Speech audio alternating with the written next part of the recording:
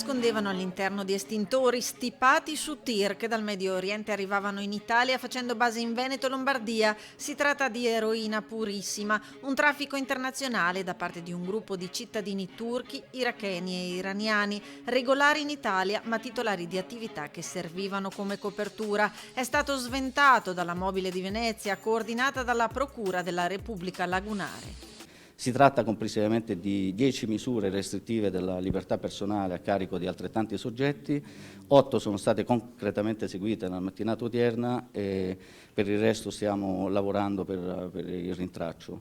Sequestrati 50 kg di eroina, oltre all'emissione di un provvedimento di sequestro preventivo di 2,5 milioni di euro. L'operazione, denominata Wolf dal marchio a forma di lupo impresso sui panetti di droga, un traffico che aveva la testa di ponte in Veneto, nelle province di Padova e Venezia. Tutta l'attività criminale di questa associazione si snodava su questi due luoghi, quindi le nostre province e quella lombarda, ma per una ragione essenzialmente logistica, nel senso che il programma criminale, il progetto è assolutamente univoco, per cui erano organizzati in maniera tale da compensare le partite di droga, in modo tale da spostarle laddove ce n'era più bisogno in quel momento. I due rami dell'organizzazione facevano riferimento ad un unico capo che gestiva gli approvvigionamenti dalla Turchia. Le indagini, partite nel 2018 a seguito di un sequestro di eroina a Marghera, hanno permesso di ricostruire la struttura dell'associazione a delinquere.